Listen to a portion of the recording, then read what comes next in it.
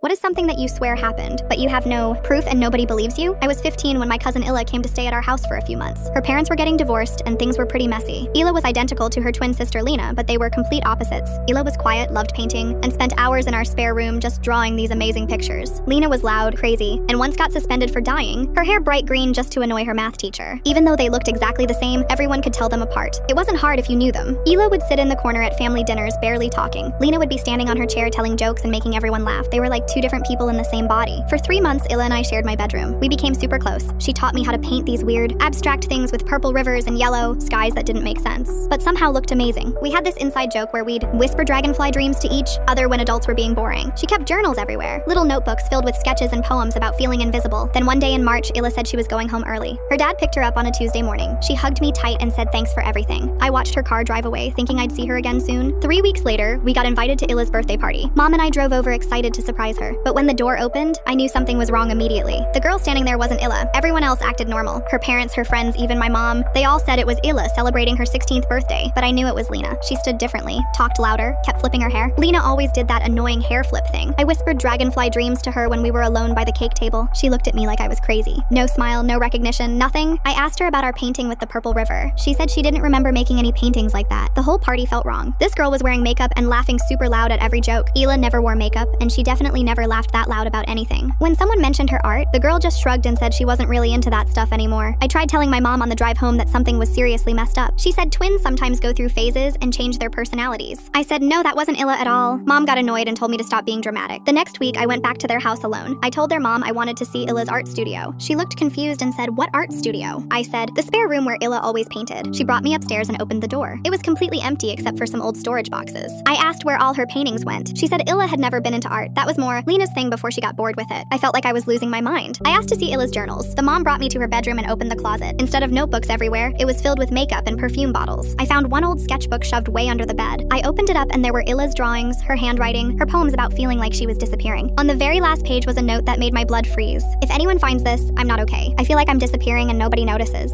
I showed the note to my mom when I got home. She said it was probably old from when Illa was going through a sad phase during the divorce. I tried calling Illa's phone number from my old texts. The number was disconnected. I went back to their house one more time and asked where Lena was. The parents said Lena was at boarding school now. They showed me pictures on their phone of Lena at some fancy school across the country. Except in every single picture, the girl looked exactly like the one who answered their door at the party. Nobody would listen to me. Everyone thought I was just confused because they were twins. But I lived with Illa for 3 months. I knew her voice, her laugh, the way she stood with her shoulders hunched, how she always bit her nails when she was thinking. The girl at that party was definitely Lena. I think something happened to Illa and everybody just pretended it was fine. Maybe she ran away. Maybe something worse. But somehow Lena ended up taking her place and their parents just went along with it.